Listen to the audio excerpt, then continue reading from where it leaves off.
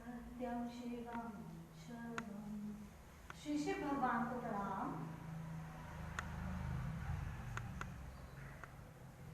निष्ठा देवी को प्रणाम।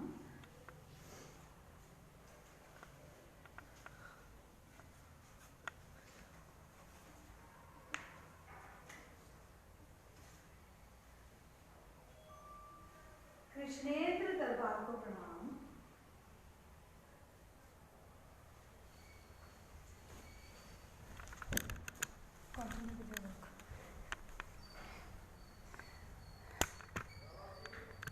कृष्णीष्ट, कृष्ण के ईष्ट मूर्ति रूप में विराजमान है अंबाला शहर में, उनको प्रणाम करेंगे आप। कृष्णीष्ट भगवान को प्रणाम। युगल भगवान को प्रणाम। शुक्राचार्य अश्विनी जी को प्रणाम और दक्षिणायन तत्वगुरु जी को प्रणाम।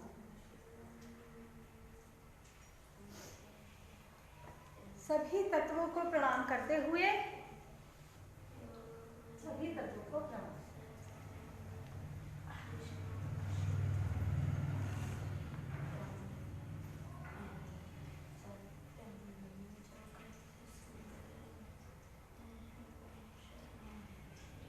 सभी तत्वों को प्रणाम करते हुए कृष्णीष्ट भगवान से आशीर्वाद मांगते हुए, ब्लेसिंग्स प्राप्त करते हुए, दक्षिणया जी के मार्गदर्शन में अपने गुरु शुक्राचार्य अश्विनी जी के साथ आज की कृष्णेंद्र कथा शुरू करती हूँ। मैं मणिदेव की निधि अग्रवाल हूँ, कृष्णीष्ट दरबार अंबाला की केयरटेकर।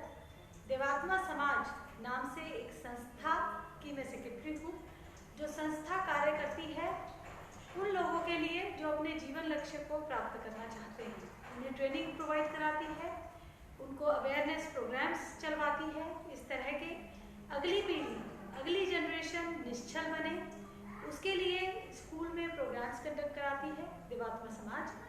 और इसी एक मुहिम के तहत कृष्णीष्ट दरबार से ही इस कृष्णेंद्र कथा का प्रसारण होता है, क्योंकि अब वो दौर है जिसमें तकरीबन हर एक मनुष्य अपने जीवन का लक्ष्य, अपनी समस्याओं का कारण और अपने सुखों के लिए एक मार्ग, एक रास्ता ढूंढ रहा है।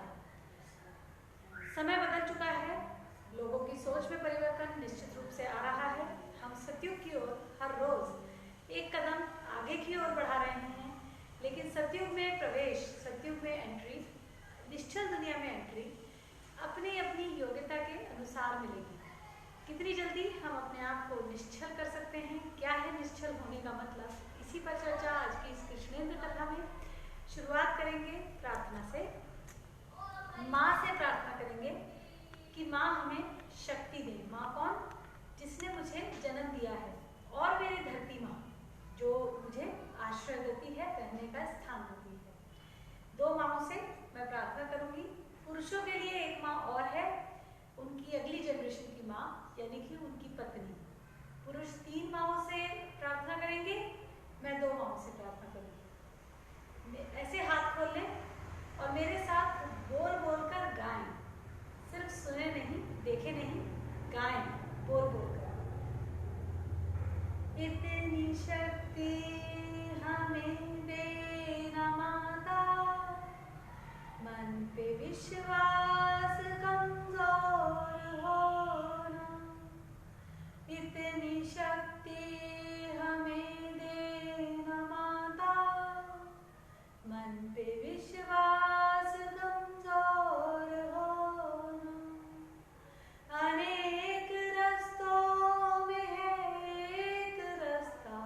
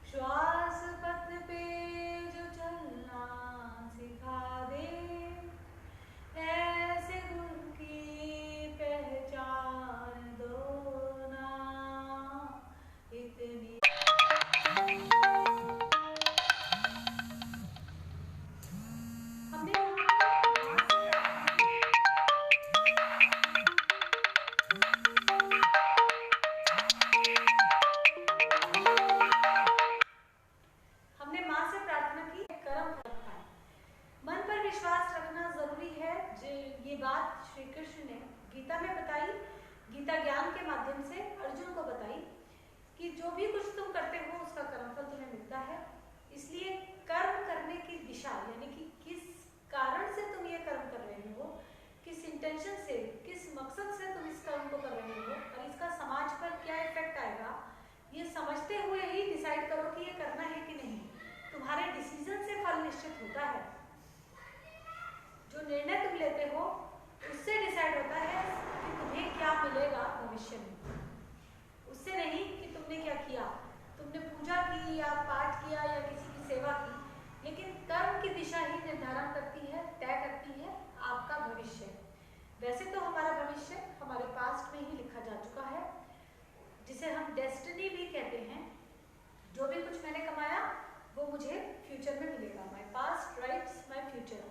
लेकिन प्रेजेंट में अपनी योग्यता को बढ़ाकर हम अपने फ्यूचर को भुगतने के लिए खुद को तैयार कर सकते हैं। भुगतने के लिए हमें जानवर नहीं होना है।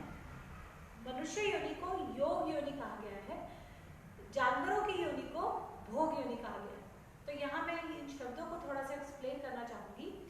मनुष्य योनि, योनि शब्द यूज किया जाता है एक डिजाइन को, एक फॉर्म ऑफ बॉडी को, फिजिकल बॉडी के 84 लाख तरह के डिजाइन्स पॉसिबल है, 84 लाख तरह के शरीर पॉसिबल है। हर एक शरीर जिसमें से कुछ मेल है कुछ फीमेल, 84 लाख में से। तो मनुष्य के भी 2 डिजाइन्स हैं, एक ह्यूमन मेल, एक फीमेल, पुरुष और स्त्री। अब बाकी सारी योनियां भोग योनि है। इसका क्या मतलब है? भोग योनि का मतलब होता है कि आप सिर्फ भुगत सकते हैं। जो भी कर्मफल आया, जो भी आपके मन में विचार आया, आप उसको एक्ट नहीं कर सकते, चेंज नहीं कर सकते। जैसे अभी आपके मन में विचार आया कि आपका पड़ोसी आपके साथ बेईमानी कर रहा है, अगर आप मनुष्य हैं तो आप उस पर एक्ट कर सकते हैं, आप उसको जाकर लड़ सकते हैं, आप उसका कुछ नुकसान पहुंचा सकते हैं उसे, आप उसके दोस्तों से ये बात कह सकते हैं, आप अपनी पत्नी से कह सकते हैं, या आप चुप रह सकते हैं, या आप कोई और ठगी बेईमानी कर सकते हैं। बहुत सारे डायरेक्शंस हैं जिनमें आप काम कर सकते हैं। इस विचार पर एक विचार आया, उस पर आपने एक्शन ले लिया, डिसीजन ले लिया कि हाँ मुझे ये करना है। पहले आपने तय किया बेईमानी कर रहा है, हाँ तब भी की थी, तब भी की थी, ऐसा भी था, ऐसा भी था, पक्का से बेईमानी तो कर रहा है। अब आपने निर्णय लिया कि मुझे क्या करना है, अपने आप को प्रोटेक्ट करना जरूरी है दूसरे के चीटिंग से। लेकिन आपने डिसीजन लिया कि आप उसको गोली मार देंगे, या आपने डिसीजन लिया कि आप उसको नौकरी से निकलवा देंगे, या आपने डिसीजन लिया कि आप उसको बदनाम कर देंगे, सारी सोसाइटी को बताएंगे कि वो बेईमानी करता है। तो उससे डिसाइड होगा कि आपको भविष्य में क्या कर्मफल मिलेगा। अब आप कुछ ना करें, आप ये सोचेंगे मैं कुछ नहीं करूँगा, तो भी आपने एक डिसीजन तो लिया कि मुझे कुछ नहीं करना, तो भी उसके अकॉर्डिंग आपको रिजल्ट मिलेगा। कर्मफल हमेशा मिलते हैं जो भी आप डिसीजन लेते हैं। क्या दिशा आपकी होनी चाहिए आपको पता होना चाहिए। आपके पास एक सामने भिखारी आया, उसने आपसे कहा कुछ खाने को दे दो। अगेन आपके पास कई ऑप्शंस हैं, आप उसको रोटी दें, या आप उसको पैसे दें, या आप उसको डांट के भगा दें, या आप उसको कुछ काम दें, काम की तनख्वाह दें कि ये काम कर लो और पैसे ले जाओ। जो भी आपने डिसीजन लिया उसके अकॉर्डिंग आपके कर्मफल तय होंगे। अब डिसीजन लेने के लिए हमारे पास बेस क्या होता है, हमारे पास रेफरेंस क्या होते हैं। डिसीजन लेने के लिए हमारे पास रेफरेंसेस होते हैं ज़्यादातर हमारे एक्सपीरियंसेस, जो हमने अनुभव कमाए हैं इस लाइफ में, लर्निंग जो हमारी हुई है, हमारी ट्रेनिंग, जो हमें बेसिक ट्रेनिंग जो हमें माँ से मिलती है। बेसिक ट्रेनिंग जो माँ से मिल जाती है वो बच्चे के साथ सारी उम्र रहती है। इसी को आर्ट ऑफ लिविंग कहा जाता है, रहने की कला। वो बच्चा माँ से ही सीखता है, गर्भ में ही सीख लेते हैं हम, और वो सारी उम्र हमारी बेसिक आर्ट ऑफ लिविंग वही रहती है। हम नेचुरली उसी में कंफर्टेबल रहते हैं और उसी के साथ हम खुश रह सकते हैं। जो भी भाषा माँ ने सिखाई, जो भी खान पान माँ ने सिखाया, जो भी एनवायरनमेंट में माँ ने रखा, जिस तरह के विचार माँ के रहे, वो सारा कुछ हमारे साथ हमारी ट्रेनिंग में जुड़ जाता है, जिसको हम कुछ लोग कंडीशनिंग भी कहते हैं। ये हमारी बेसिक कंडीशनिंग है। उसके बाद हम कुछ लर्न करते हैं एनवायरनमेंट से, एक्सपीरियंसेस से, या हमें कुछ अच्छा लगा तो हमने उसमें ऐड कर लिया कि ये भी अच्छी चीज़ है, ये भी अच्छी हैबिट है, हमने इसको जोड़ लिया। या हमें लगा कि नहीं मैं सारी उम्र ये करता रहा हूँ, इससे मुझे नुकसान नुकसान होता है तो अब मैं ये ना करूँ, उसको हमने छोड़ दिया। ये सब रेफरेंस बनते हैं डिसीजन लेने के लिए कि अब मुझे क्या करना है। और रेफरेंस अगर हमारे गलत सेट है एक्सक्यूज मी, जैसे आपने देखा रेफरेंस कैसे सेट होते हैं, इसका एग्जाम्पल मैं एक कहानी से देना चाहूँगी। ये कहानी मैंने सोशल मीडिया से ही ली है और कितनी सत्य है इसके बारे में कहना मुश्किल है, लेकिन समझने के लिए बहुत अच्छा एग्जाम्पल है। एक गांव में एक नॉर्मल हिंदू गांव था जिसमें हिंदू संस्कृति को पालन किया जाता था। सभी घरों में यज्ञ किया जाता था, हवन। आमतौर पे हवन किया जाता है वातावरण की नेगेटिविटी को किल करने के लिए और अपने आप को प्रोटेक्ट करने के लिए दूसरों के इन्फेक्शन से। जैसे अब हम कोरोना से बचाने के लिए खुद को सैनिटाइजर यूज करते हैं या मास्क यूज करते हैं। हवन एक ऐसी ही टेक्नोलॉजी थी जो बहुत पहले से यूज हो रही है, सैकड़ों हजारों सालों से, कि किसी भी तरह का इन्फेक्शन है एनवायरनमेंट में तो वो मुझे ना इम्पैक्ट कर पाए, मेरे फैमिली को इम्पैक्ट ना कर पाए। आपने किस तरीके से हवन किया है, कौन सा प्रोसीजर फॉलो किया है, उस पर डिपेंड करेगा कि आपको कितने रिजल्ट्स इसके मिलेंगे। तो उस घर में, उस गांव में हर घर में हवन किया जाता था, यज्ञ किया जाता था। यज्ञ भी कह देते हैं लोग हवन को, हालांकि ये दोनों अलग अलग चीजें हैं। और हवन में एक हवन कुंड सबके घरों में हुआ करता था। हवन कुंड बहुत पवित्र माना जाता है क्योंकि वो एक रिसाइकलिंग यूनिट हो जाती है, रिसाइकलिंग के लिए यूज होता है हवन कुंड। और कुछ भी आप उसमें डालें वो अग्नि उसे भस्म में कन्वर्ट कर देती है। तो वो एक पायस पवित्र चीज है। उसमें एक स्त्री ने गलती से थूक दिया, काम करते करते गलती से उसने थूक दिया उस हवन कुंड में, और उसने देखा कि उसका थूक सोने की अशर्फी में बदल गया। कुछ ऐसा रहा होगा उस वहाँ के एनवायरनमेंट में या जिस तरीके से वो हवन करते होंगे कि हवन कुंड में थूकने से सोने की अशर्फी बन गई। अब उसने धीरे धीरे 2-4 अशर्फी इकट्ठी कर ली और उनसे उसने अपने लिए अच्छा मकान या अच्छा घर, कपड़ा खरीदना शुरू कर दिया। अब उसकी पड़ोसनों को जलन हुई। पड़ोसन ने सुंदर साड़ी पहनी है, इसका मकान ज़्यादा सुंदर हो गया है, इसके घर में एपरेंटली ऐसा लगता है कि वैभव आ गया है। हालांकि वैभव का आपके सामान से कुछ कनेक्शन खास है नहीं, लेकिन फिर भी जो अभी हमारी देखने तन की आंखें हैं उससे हमें ऐसा ही महसूस होता है। तो उसकी पड़ोसन ने पूछा प्यार से, बहन मुझे भी बता दे कहाँ से लाई इतने पैसे, कैसे कर रही है ये मैनेज सब। उसने बता दिया, उस महिला ने फॉर्मूला बता दिया। उसकी पड़ोसन ने भी ट्राई किया, हवन कुंड में थूका, अशर्फी मिल गई। उसने भी अशर्फियों से अपने लिए गहने, कपड़े और जो भी सामान आप खरीद सकते हैं बाजार से, उसने खरीदना शुरू कर दिया। उसकी बेटी थी, बेटी ने अपनी सहेली को बताया कि माँ ऐसे करती है और ऐसे होता है।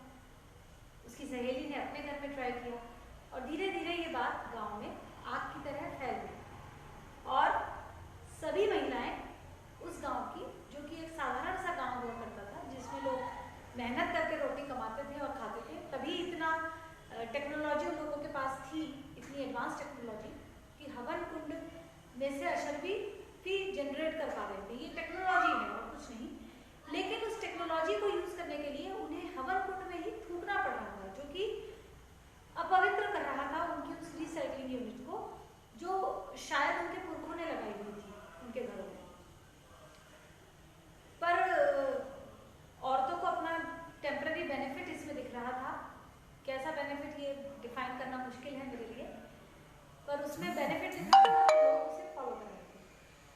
अब धीरे धीरे तकरीबन सभी घरों में हवन कुंड में थूकना एक परंपरा बन गया, ट्रेडिशन बन गया, और उसी से लोग अपनी जिंदगी सो कॉल्ड सुख से चलाने लगे, सामान खरीद कर, क्योंकि उनके जीवन में हेल्थ तो थी ही, जो उनके फोरफादर्स ने, पूर्वजों ने उन्हें जो भी कुछ सिखाया था, हवन करना है डेली, जो भी लाइफस्टाइल सिखाया था, उससे वो सब हेल्दी तो रहते ही थे, इतनी टेक्नोलॉजी तो रही ही होगी, और अब उनके पास सामान भी आ गया सुख सुविधाओं का, तो पूरी तरीके से उन्होंने अपनी लाइफ को एंजॉय करना शुरू कर दिया। 1-1.5 साल में उस शक्ल बदल गई। एक घर ऐसा था जिसमें स्त्री धार्मिक प्रवृत्ति की थी, कुछ सेंस उसकी जागृत थी, सेंसेस उसकी एक्टिवेटेड थी, और वो ये बात समझती थी कि हवन कुंड में नहीं थूकना है, इसको अपवित्र नहीं करना है, और वो नहीं करती थी, हवन कुंड में थूकती नहीं थी। इसलिए वो मेहनत से काम करती थी और पैसे रोटी कमाती थी, अपने परिवार का जीवन यापन करती थी। उसके पति भी तपस्वी थे। नेचुरली ऐसी स्त्री के पति जो उसके गुरु होंगे वो ज्ञान तो रखते ही होंगे, और वो दोनों संतुष्टि से जीवन जी रहे थे। लेकिन धीरे धीरे उस महिला को लगने लगा, क्योंकि कुछ पड़ोसने भी ताना मार जाती हैं, रिश्तेदारों के घर जाए जो उसी गांव में उसके रिश्तेदार हैं, तो वहाँ भी वो देखे कि सबके पास सुंदर कपड़े हैं, सबके पास जेवर हैं, वो साधारण कपड़ों में है, साधारण जेवर पहने हैं, और उसके घर में वो महंगा सामान नहीं है जो बाकी सभी घरों में आ गया है। अब उसके मन में डिससेटिस्फैक्शन आना शुरू हुआ, क्योंकि उसने दूसरों को देखकर अपने आप को कंपेयर करना शुरू कर दिया। जबकि अज्ञानी सभ्यता ये बताती है कि अन्य नहीं, अहम ब्रह्म, मुझे दूसरों से कोई मतलब नहीं, मुझे क्रिएट करनी है अपने लिए वो लाइफ जो मैं चाहती हूँ, मुझे क्रिएट करना है डिवाइन, यानी कि ऐसा जिसमें किसी तरह का कोई फॉल्ट ना हो, जिसमें सभी तत्व बैलेंस में हो। और इसके लिए मुझे ज़रूरी है कि मैं दूसरों से मतलब ना रखूँ। दूसरों से मतलब ना रखूँ का मतलब ये नहीं है कि आप दूसरों से बात ना करें या दूसरों से मिले जुले नहीं, आप दूसरों से खुद को कंपेयर ना करें। आप ये ना सोचें कि क्योंकि वो ये कर रहा है इसलिए मैं ये करूँ, या क्योंकि उसको ये मिला है तो इसलिए मुझे भी ये मिलना चाहिए। आपका अपना रास्ता है, उसका अपना। ये अज्ञानी सभ्यता का मूल मंत्र है, अन्य नहीं, अहम ब्रह्म। अहम ब्रह्मास्मि तक जाने का रास्ता अज्ञानी सभ्यता में दिखाई पड़ता है। तो वो महिला अज्ञानी सभ्यता को जानती थी, मानती थी, फॉलो करती थी, और दूसरों से मतलब ना रखते हुए सिर्फ अपने आप को ब्रह्म के लेवल पर या विष्णु के मोहिनी रूप के लेवल पर मेंटेन करने के लिए मेहनत करती थी। धीरे धीरे उसके लिए मुश्किल होने लगा, उसकी योग्यता कम होने लगी, और वो खुद को दूसरों से कंपेयर करना उसने शुरू कर दिया। अब समस्या ये हुई कि उसने अपने पति से कहा कि क्या मैं भी कुछ अशर्फियाँ निकाल लूँ, सबके पास सामान बहुत अच्छा है और हमारे पास नहीं है इतना धन, तो क्या हम भी अशर्फी निकाल लें। पति ने स्ट्रिक्टली मना कर दिया कि नहीं, तुम ऐसा नहीं करोगे। स्त्री मान गई अपने पति की बात, लेकिन उसके मन में डिससेटिस्फैक्शन की वजह से वो धीरे धीरे बीमार रहने लगी। उसको कष्ट रहने लगा कि मैं नहीं एक अपने लिए वैभवशाली जीवन बना पा रही हूँ, बाकी सबने बना लिया, और इस वजह से उसके मन में डिससेटिस्फैक्शन रहने लगा, वो बीमार रहने लगा। उसके पति ये भाग गए, जो कि एक पुरुष की जिम्मेदारी भी बनती है कि वो अपनी पत्नी को किसी भी तरह से कष्ट में देखे तो दिशा दिखाए पत्नी को उस कष्ट से बाहर आने की। तो उसके पति ये बात समझ गए कि इस गांव में अब ये रहेगी तो परेशान ही रहेगी, कष्ट में ही रहेगी, या फिर ये हवन कुंड में थूकने का पाप करेगी, पाप कमाएगी, नुकसान कमाएगी। डेफिनेटली आप कर्म करेंगे तो आपको कर्मफल तो मिलेगा ही। तो उन्होंने निर्णय लिया, पति ने, कि हम इस गांव को छोड़कर चले जाएंगे, हम यहाँ नहीं रहेंगे, हम किसी और गांव में जाकर रहेंगे, यहाँ का माहौल हमारे लिए ठीक नहीं। पत्नी खुशी खुशी मान गई, क्योंकि अब उसके लिए भी उस गांव में रहना मुश्किल हो रहा था। नेचुरली आसपास की औरतें उलाहना दे रही थी, ताने देती थी, उसको जलाती थी, ईर्ष्या उसकी बहुत बढ़ रही थी, तो वो कष्ट में थी। तो उन्होंने तय किया कि हम इस गांव को छोड़कर चले जाएंगे और यहाँ नहीं रहेंगे। जिस रात उन्होंने वो गांव छोड़ा, गांव का बॉर्डर पार किया पति पत्नी ने, उसी रात उसी क्षण जैसे ही उन्होंने बॉर्डर पार किया, पूरा गांव एक धमाके के साथ जल उठा और जलने लगा, और सारा गांव जल गया। मुझे नहीं पता ये घटना सत्य है या नहीं, लेकिन इससे बहुत कुछ सीखने को मिला। इससे सबसे पहले ये समझ में आया कि अन्य नहीं, अहम ब्रह्म। मुझे खुद पर ध्यान देना है, दूसरों से कंपैरिजन का कोई बेनिफिट नहीं। दूसरी बात ये कि आपको हो सकता है ऐसा महसूस हो किसी क्षण, किसी समय, कि दूसरे आपसे ज़्यादा लग्जरी प्राप्त कर पा रहे हैं, जबकि आप धर्म के, नियम के,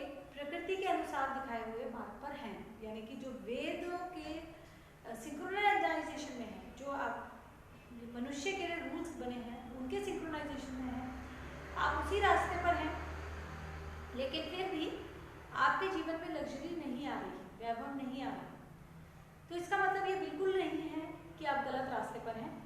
इसका मतलब ये भी हो सकता है कि अभी आपको वो कर्मफल ना मिलने का समय हो जो आप प्राप्त करना चाहते हैं, क्योंकि कर्मफल अपने निश्चित समय पर मिलते हैं।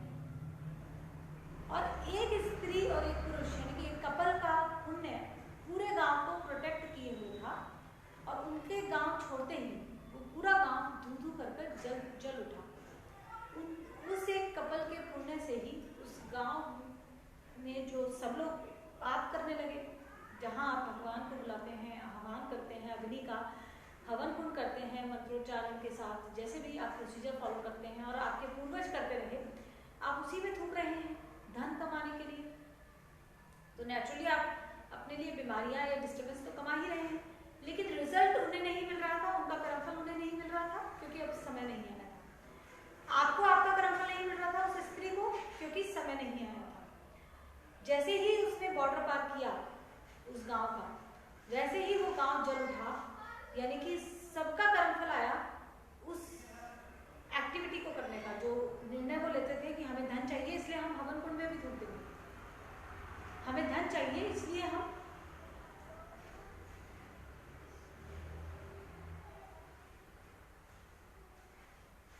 पुण्य और पाप, ये प्रकृति के अनुसार, प्रकृति के सिंक्रोनाइजेशन में आप चल रहे हैं या नहीं, इसी से निर्धारित होता है। पाप की डेफिनेशन कृष्णेंद्र दरबार से ही 2014 में दी गई थी। पाप क्या है?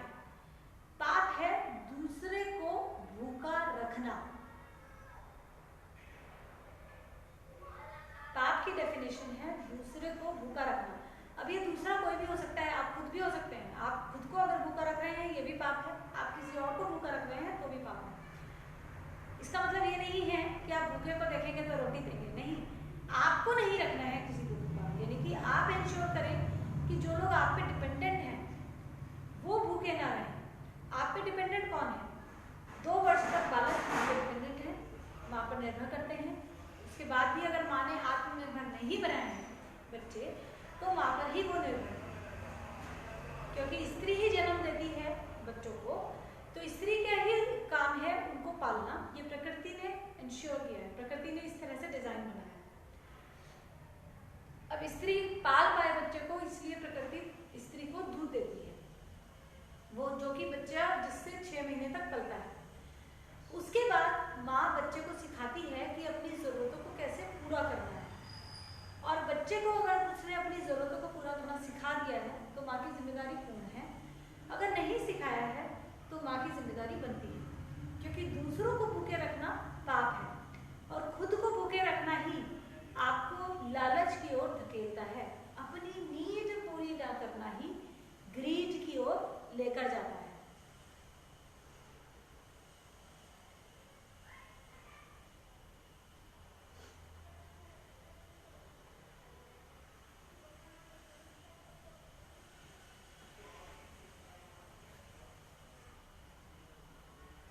अपनी नीड पूरी न करना देता है जन्म ग्रीड को, यानी कि लोभ को। इसलिए अपनी जरूरतों को समझना और उनको पूरा करना, यही मनुष्य जन्म का पहला लक्ष्य है। मनुष्य जन्म के लक्ष्य, जो एक्चुअली हमारा अल्टीमेट लक्ष्य होता है, उसको प्राप्त करने के लिए हमें कुछ सीढ़ियाँ चढ़नी होती है। पहली सीढ़ी यही है कि आपने अपनी जरूरतों को समझा और उनको पूरा करना सीखा। दूसरी सीढ़ी ये है कि आपने इंश्योर किया कि आपके 24 मॉलिक्यूल्स बैलेंस में रहें। तीसरी सीढ़ी है कि जो आप पर डिपेंडेंट है, यानी कि जब आप अपने 24 मॉलिक्यूल्स को बैलेंस करने लगेंगे तो आपको युगलता तत्व में भी बैलेंस करना है। कपलहुड यानी कि आप किसी से जुड़े हैं और जुड़े रहे हैं, आप जुड़ेंगे तो संतान आएगी। तो तीसरा स्टेप हो गया कि जो आप पर डिपेंडेंट हैं उनकी जरूरतों को पूरा करना और उनको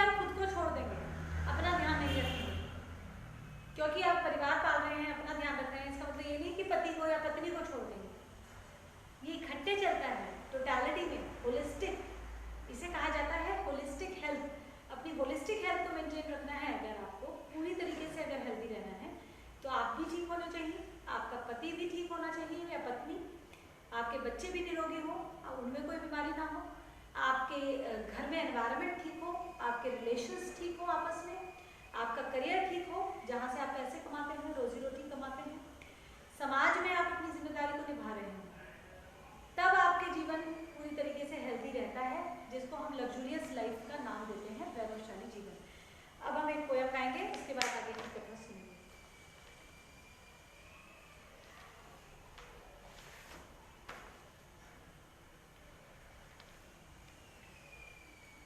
जगा लो जगा लो अहम को, जगा लो अहंकार को भगा लो, जगा लो जगा लो अहम को, जगा लो अहंकार को भगा लो, अहम जगा लो जगा लो अहम को, जगा लो अहंकार को भगा दो, अहम सत्यम तुम अपना लो, सुंदर जगत बना लो, अहम सत्यम अपना लो, सुंदर जगत बना लो, जगा लो अहम को, जगा लो अहंकार को भगा दो, अहम जिसका ना जागा वो रह जाए अभागा, अहम जिसका ना जागा वो रह जाए अभागा, जगा लो अहम को, जगा लो अहंकार को भगा दो, अहम ज्ञान का भंडार बाकी सब है भंगा, अहम ज्ञान का भंडार बाकी सब है भंगा, जगा लो अहम को, जगा लो अहंकार को भगा लो, अहम जागा हो जिसका तत्व गुरु हो गया उसका, अहम जागा हो जिसका तत्व गुरु हो गया उसका, जगा लो अहम को, जगा लो अहंकार को भगा दो, जगा लो अहम को, जगा लो अहंकार को भगा दो।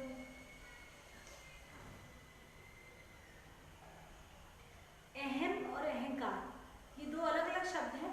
आमतौर पे हम डेली रूटीन की भाषा में इन्हें एक दूसरे के रिप्लेसमेंट की तरह यूज़ कर लेते हैं, लेकिन इनके मायने पूरी तरीके से अलग हैं। अहम यानी कि मैं को जगा लो मीन्स अपने बारे में ज्ञान जगा लो, अपने बारे में अवेयरनेस जगा लो कि मुझे खुद को ठीक रखना है, मुझे खुद को मेंटेन रखना है, मुझे खुद को हेल्दी रखना है, ये है अहम। और अहंकार है ईगो जिसे कहा जाता है, वो आप एक्चुअली सोसाइटी के कंटेक्स्ट में, सोसाइटी नहीं कहना चाहिए मुझे यहाँ, दूसरों के कंटेक्स्ट में खुद को देखते हैं, यानी कि दूसरों के कंपैरिजन में खुद को देखते हैं, दूसरे से सुपीरियर होना चाहते हैं, दूसरे के कंपैरिजन में खुद को बड़ा करना या देखना चाहते हैं, तो आप ईगो यानी कि अहंकार को बढ़ा रहे हैं। मैंने अभी कहा कि आपने क्या कर्म किया उसी पर निर्भर करेगा कि आपको क्या कर्मफल मिलेगा। तो अगर आपने कोई एक्टिविटी की जिससे आपका अहम जागा है, अहम है अपने बारे में अवेयरनेस जागी है कि मुझे अपने मॉलिक्यूल्स को बैलेंस में करना है, या आपके मॉलिक्यूल्स बैलेंस में रखना ही आपने टारगेट रखा है, तो आपका अहम बढ़ता चला जाएगा, जो कि आपकी लाइफ में हैप्पीनेस लाएगा, हेल्दी आपकी लाइफ लाइफ हेल्दी होगी। इसका मतलब आपकी लाइफ के जितने एस्पेक्ट्स हैं, जितने पार्ट्स हैं, एक करियर है, एक फैमिली है, एक आप है, 3 है। फैमिली के भी पार्ट्स हैं, एक पति है, एक बच्चे हैं, एक करियर का भी पार्ट है, आपकी ऑफिस मेट्स हैं या आपके बिजनेस में पार्टनर्स हैं या आपके एम्प्लॉयज हैं। हेल्थ का भी पार्ट है, आपकी फिजिकल हेल्थ है, मेंटल हेल्थ है, इन सब के पार्ट्स हैं और इन सबको मिलाकर ही आप पूरी तरीके से हेल्दी लाइफ जी सकते हैं। वो तभी जी पाएंगे जब आप अहम को जगाएंगे। अहम को जगाने के लिए आपको अहंकार को भगाना होगा और जैसे जैसे अहंकार भागने लगेगा आपका अहम जागने लगेगा। तो परेशानी ये है कि अहंकार को कैसे भगाया जाए, ईगो को कैसे भगाया जाए, इसके बारे में बहुत से गुरुओं ने, ऋषियों ने बहुत कुछ लिखा है, बताया है। कहते हैं कि रावण भी अहंकार की वजह से मरा और मेडिटेशन अब लोग प्रैक्टिस करने लगे हैं। इसके लिए मैंने अभी शुरुआत में कहा कृष्णेंद्र दत्ता के कि अब वो दौर चल रहा है कि लोग ढूंढ रहे हैं रास्ता कि उन्हें कैसे लाइफ में एंजॉयमेंट मिले, कैसे वो अपनी प्रॉब्लम से बाहर आए और कैसे वो अपने जीवन के लक्ष्य को समझें। पढ़ लिए हैं, लिख लिए हैं, पैसे हो गए हैं, डिग्री हो गई है, परिवार बन गया है, लेकिन लाइफ का टारगेट क्या है? हम जानवरों की तरह तो जीवन यही जीने के लिए पैदा हुए थे। ये क्वेश्चन अब बहुत सारे लोगों के मन में चलने लगा है, कोरोना से पहले ही और कोरोना के दौरान तो मुझे लगता है कि 70-80% लोगों के मन में ये क्वेश्चन आने लगा है कि हम क्या करने के लिए पैदा हुए हैं।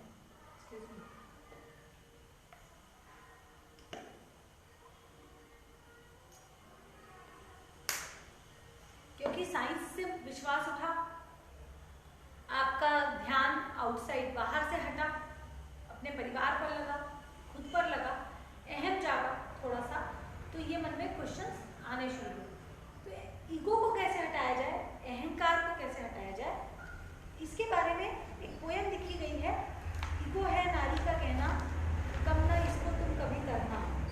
षोडशी नाम की एक किताब है, उसमें ये पोएम लिखी गई है। मुझे लग रहा है कि मेरे पास अभी पुस्तक है नहीं यहाँ पर, वो है नहीं मेरे पास।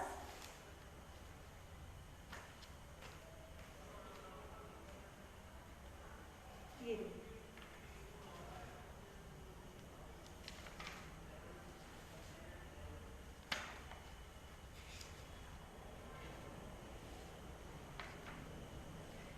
नर नारी। अब इस पोएम को गाते हैं जो हमें ईगो के बारे में कुछ बेसिक कंसेप्ट्स, बेसिक फैक्ट्स बताती है। शिक्षक विद्या में बदली जीवन का फिर अर्थ समझ लो।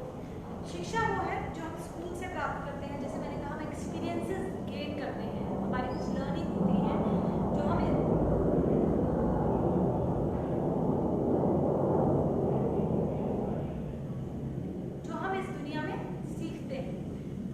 शिक्षा है, ट्रेनिंग जो हमने ली, सीखा। विद्या है जो अब हम उसको अपने लिए यूज करना सीख लेते हैं, कैसे इम्प्लीमेंट करना है उसको अपनी लाइफ में, ये सीख लेते हैं, तो वो विद्या बन जाती है। शिक्षा आपको सिर्फ, आप उससे मैक्सिमम अपनी डिग्री से, आपने शिक्षा ली, 12th पास की, तो आप अपनी डिग्री से कुछ पैसे कमा सकते हैं। आपको हो सकता है कोई जॉब मिल जाए वो डिग्री को दिखाकर और आप उससे पैसे कमा पाए। लेकिन विद्या ही है जिससे आपकी लाइफ ब्यूटीफुल बनती है, सुंदर बनती है। पहले गुरुकुल जो हुआ करते थे उसमें विद्यादान ही हुआ करता था, शिक्षा की वहाँ कोई जगह नहीं थी। लेकिन विद्या प्राप्त करने के लिए योग्यता बहुत इंपॉर्टेंट फैक्टर है। योग्य होना चाहिए शिष्य, और जिसकी जैसी योग्यता है उसको वैसी ही विद्या दी जानी चाहिए। प्रॉब्लम अब ये है कि जो विद्या दे रहा है, जिसको हम गुरु कह सकते हैं, जो विद्यादान कर रहा है, उसको पता ही नहीं है कि शिष्य की एलिजिबिलिटी कितनी है, योग्यता कितनी है, पात्रता क्या है। वो एनालाइज नहीं कर पा रहा है, जज नहीं कर पा रही है जो भी टीचर या गुरु के सीट पर है। तो बताया गया पर कितना उसने एब्जॉर्ब किया, कितना उसकी लर्निंग हुई, ये इमैटेरियल रहा। इसलिए कंफ्यूजन आने लगता है शिक्षा के बाद। हम कहते हैं ना पढ़ा लिखा जानवर है, तो क्या है ये? शिक्षा प्राप्त की है, विद्या गायब है। शिक्षा को विद्या में बदलो, जीवन का फिर अर्थ समझ लो। नर नारी में फर्क समझ लो, मानव योनि का अर्थ समझ लो। मानव शरीर दो है, एक मेल एक फीमेल, नर और नारी। तो इन दोनों का अर्थ भी आपको समझना ही होगा, जिससे आप अपने शरीर को यूटिलाइज कर पाए। मानव जन्म का अर्थ समझ लो, नहीं तो जीवन व्यर्थ समझ लो। एक ही संभव बाकी सब भ्रम है, संभव एक ही से योग समझ लो। एक ही संभव बाकी सब भ्रम है, संभव एक ही से योग समझ लो। शब सिखाना पड़े नर को समझ लो, नारी सीखे आप समझ लो। एक कर्म ही संभव है, एक ही कर्म आप कर सकते हैं, वो है आपकी सांस, यानी कि अपनी सांस को कैसे चलाना है, ये आप डिसीजन ले सकते हैं। बाकी सब आपका कंफ्यूजन है। आपकी हार्ट बीट अपने आप चलती है, आपका ब्लड सर्कुलेशन अपने आप होता है, आपके थॉट्स अपने आप चलते हैं। सिर्फ आप अपनी सांस को ठीक से चला सकते हैं, यही आप डिसीजन ले सकते हैं। एक कर्म ही संभव है, बाकी सब कंफ्यूजन है। संभव एक कर्म ही से योग समझ लो, सब सिखाना पड़े नर को समझ लो। नारी सीखे आप समझ लो, नारी सीखे आप समझ लो। फीमेल सेल्फ लर्नर है, वो खुद सीखती है, लेकिन मेल को हर चीज़ सिखानी पड़ती है। और सिखा कौन सकती है? फीमेल। सिखाने वाली होती है टीचर, और माँ टीचर बन जाती है और टीचर बन के बच्चे को सिखाती है। आफ्टर जब पुरुष 2 साल का हो जाता है, मेल चाइल्ड, तब माँ उसके लिए टीचर बनती है और टीचर बन के उसको सिखाती है। हो सकते नहीं एक जैसे दो, नर नारी से 1000 गुना फैगाई समझ लो। हो सकते नहीं एक जैसे दो, नर नारी से 1000 गुना फैगाई समझ लो। नहीं कर सकता अपनी देखभाल समझ लो, नर नारी में फर्क समझ लो। नहीं कर सकता अपनी देखभाल समझ लो, नर नारी में फर्क समझ लो। पुरुष अपनी देखभाल नहीं कर पाता, इसलिए उसको एक स्त्री चाहिए, कभी माँ के रूप में, फिर पत्नी के रूप में, कभी बेटी या बहू के रूप में। पर पुरुष को एक स्त्री चाहिए अपनी देखभाल करने के लिए। पर वो कौन हो? जो खुद की देखभाल कर पा रही हो, जो खुद को मेंटेन कर पा रही हो। चाहे वो माँ है, अगर माँ बीमार है तो बच्चा डेफिनेटली बीमार रहेगा। चाहे वो पत्नी है, पत्नी बीमार है तो पुरुष को बीमारियाँ ट्रांसफर होंगी ही होंगी। चाहे वो बेटी है, बेटी अगर बीमार है तो पुरुष बीमार रहेगा। बहू है, अगर बहू बीमार है तो भी पुरुष को बीमारी है। इसलिए पुरुष की देखभाल कई बहन हैं, कई रूपों में स्त्री करती है पुरुष की देखभाल। कभी वो बहन होकर करती है, कभी बुआ होकर करती है। कई रूप हैं स्त्री के, देवी रूप में कहा जाता है जिन्हें आम औरत देवी। हम 13 फरवरी को आम औरत देवी दिवस मनाते हैं। न्यानी सभ्यता को जो लोग फॉलो करते हैं वो मानते हैं कि स्त्री देवी है, देती है, अलग अलग रूपों में अलग अलग तरीके से देती है। बुआ बन के वो अफेक्शन देती है, माँ बनकर वो पालना करती है, पत्नी बनकर वो प्रेम देती है। हर एक रूप में वो कुछ ना कुछ दे रही है। स्त्री देवी है और उसके कई रूप हैं। नहीं कर सकता अपनी देखभाल समझ लो, नर नारी में फर्क समझ लो। नहीं हो सकते एक जैसे समझ लो, नहीं हो सकते एक जैसे समझ लो। क्रोध पुरुष का है एक गहना, कम ना उसको तुम करना। क्रोध पुरुष का है एक गहना, मारोगे तो देगा बीमारी समझ लो। पुरुष का गहना है क्रोध, क्योंकि पुरुष में अहम होता है नेचुरली, इसलिए उसमें क्रोध भी नेचुरली होता है। जो गहने की तरह उसके पास है, उसको कम कभी नहीं करना है।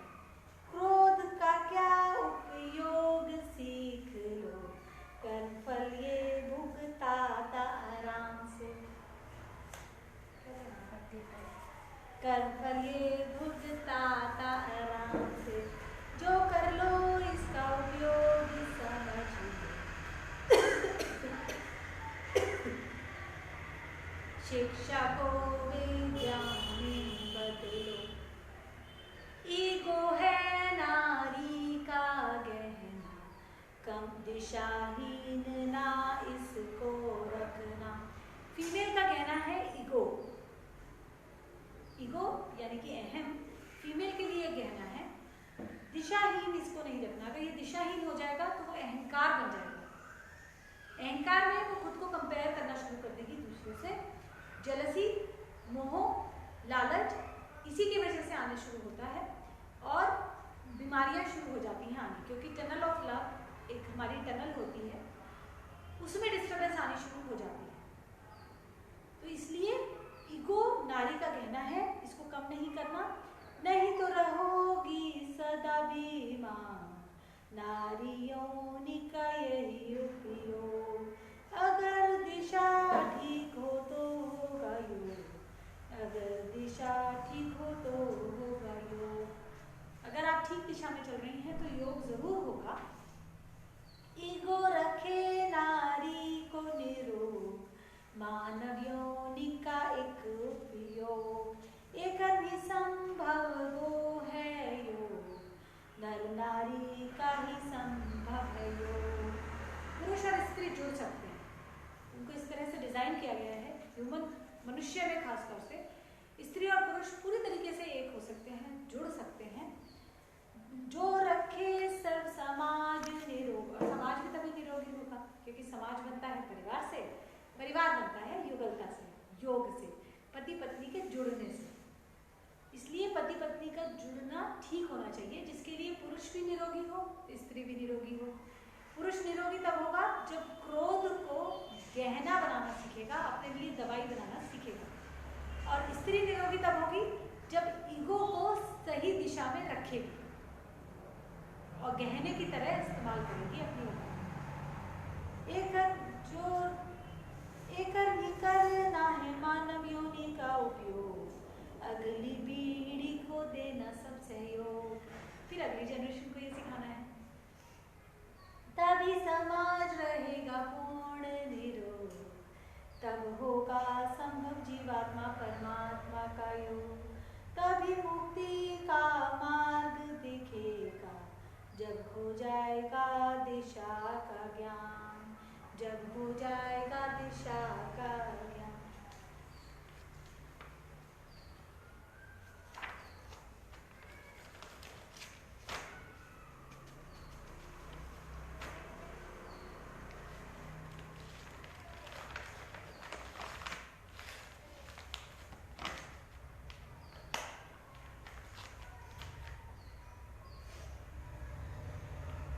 श्वास योग की प्रैक्टिस करेंगे। श्वास योग पहला स्टेप अपने आप को निरोगी रखने के लिए सबसे ज्यादा जरूरी, एकर में संभव वो है योग।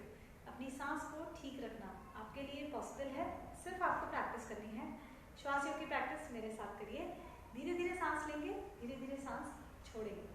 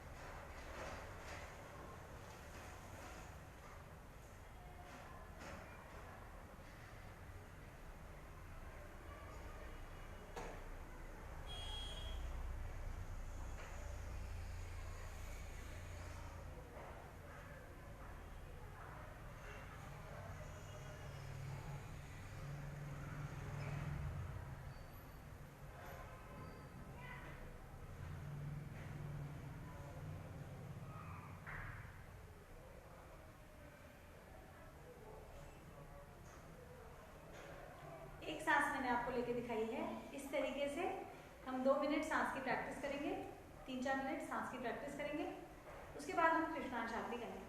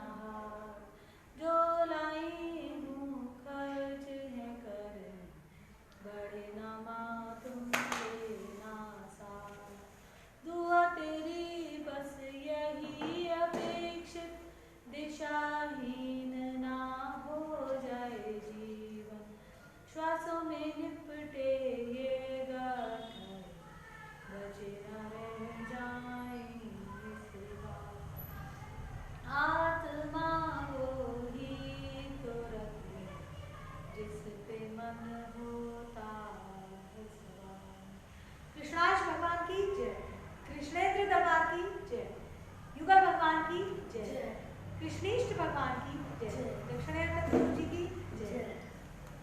गुरु शुक्राचार्य अश्विनी जी